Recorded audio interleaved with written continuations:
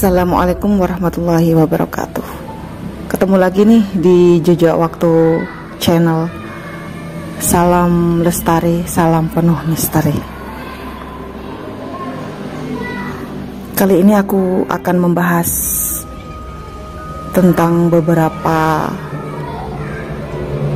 hal aneh di warung ya teman-teman. Warung penuh pesugihan. Pernah nggak melihat hal-hal yang tak lazim di rumah makan yang sedang kalian kunjungi? Jangan-jangan pemiliknya menggunakan pelaris. Berikut adalah hal-hal aneh atau keganjilan yang mungkin kalian pernah lihat saat bersantap di rumah makan. Keganjilan-keganjilan ini sering diartikan pemilik warung memiliki pelaris. Jumlah restoran atau warung makan sederhana yang banyak disambangi orang, entah karena rasanya enak dan menjadi legendaris atau karena tempatnya bagus dan kesohor. Namun ada beberapa tempat yang ramai tapi sering ditemukan keganjilan di sana. Beberapa orang curiga kalau warung tersebut memakai penglaris. Kira-kira apa saja ya ciri-cirinya?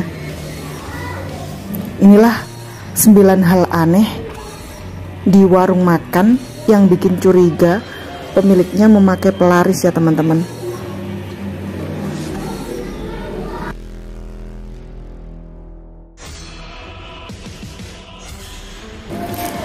Ciri-ciri yang pertama yaitu biasanya makanan beda jauh ya, rasa makanan yang disantap di tempat dan dibawa pulang.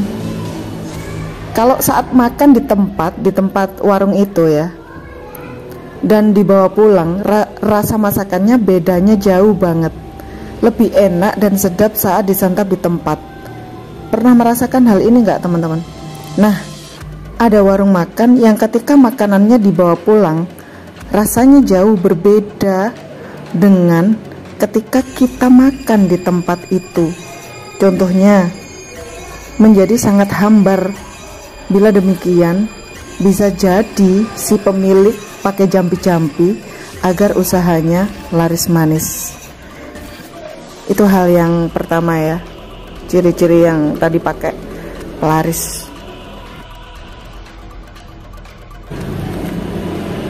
Hal yang kedua, ciri-ciri warung yang pakai pelaris. Bila warung tak terlalu besar, tempat cuci piringnya terkesan sangat jauh dan terkesan ditutup-tutupi. Pernah nggak melihat seperti itu nih teman-teman? Hal ini sudah menjadi syarat utama bagi si pemilik warung kalau mereka pakai penglaris. Biasanya cuci piring tidak boleh dilihat oleh pelanggan. Alhasil tempatnya pun ditata jauh di belakang dan tak ada seorang pun boleh melihatnya. Biasanya kayak gitu ya teman-teman ya. Itu ciri-ciri yang kedua ini.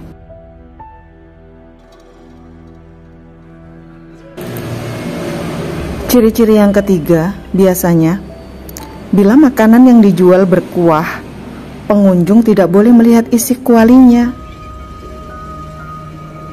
Pernah juga ya, di dalam kuah tersebut itu ada apa ya, kayak barang dalam gitu ya, istilahnya kayak kain dalam gitulah ya. Pernah kan ya teman-teman melihat gitu? Tujuannya untuk menghindari pengunjung melihat benda rahasia yang ditaruh di dalam kuali berisi kuah itu oleh si pemilik. Kalau sampai ketahuan, rahasia bakal bocor. Jampi-jampi pun kabarnya bisa luntur. Ini ya, ciri-ciri yang ketiga. Ih, mistis banget ya teman-teman ya.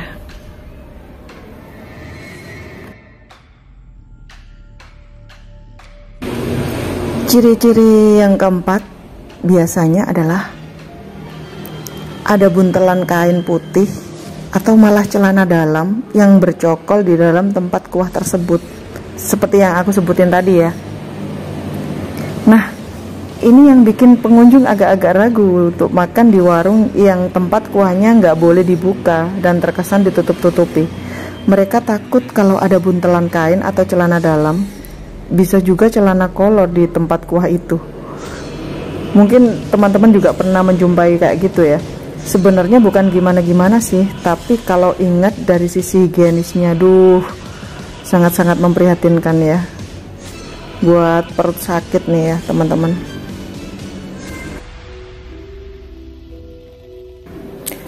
Ciri-ciri yang kelima yaitu punya ruangan di dekat toilet yang tidak boleh dimasuki siapapun. Biasanya ruangan itu dijadikan tempat menyimpan barang-barang atau benda pusaka atau aji-aji yang tidak boleh disentuh atau ketahuan seorang pun. Bahkan karyawan juga dilarang masuk ke ruangan itu. Mencurigakan gak sih ya? Mencurigakan banget ya itu ya teman-teman ya.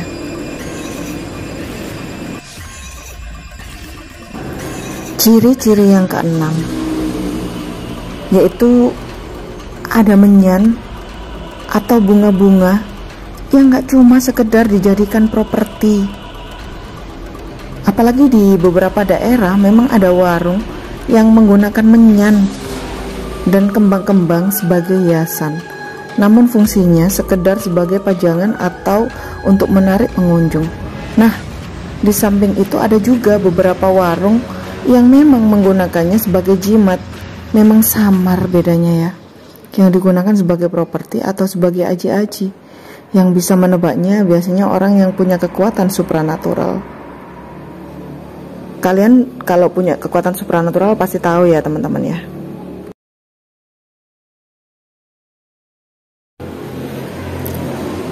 Ciri-ciri yang ketujuh yaitu sebelum makan berdoa. Rasa masakannya akan lain, tak seenak saat tak berdoa. Ya, namanya juga jampi-jampi, pasti kalah dengan kekuatan doa.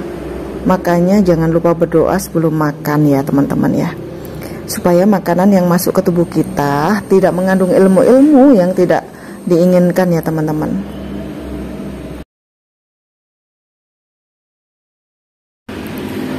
Ciri-ciri yang ke-8 yaitu biasanya pingin ke warung itu terus menerus ya teman-teman, seperti orang ketagihan. Padahal rasa masakannya dan rasa makanannya standar banget sebenarnya ya, tapi kayak ketagihan gitu ya. Tempatnya juga biasa saja, tapi herannya orang jadi pengen ke situ terus. Ada apa sih ya sebenarnya ya di warung itu? Jangan-jangan ya seperti yang aku sebutin tadi.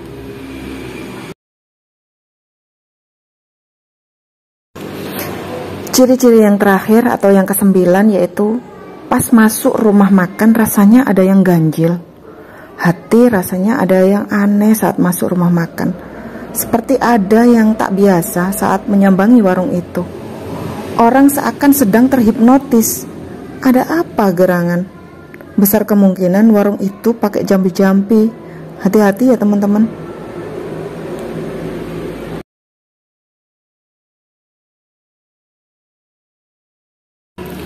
Itulah ke-9 ciri-ciri warung atau rumah makan yang biasanya pakai penglaris versi jejak waktu ya teman-teman ya. Kalau kamu pernah mengalaminya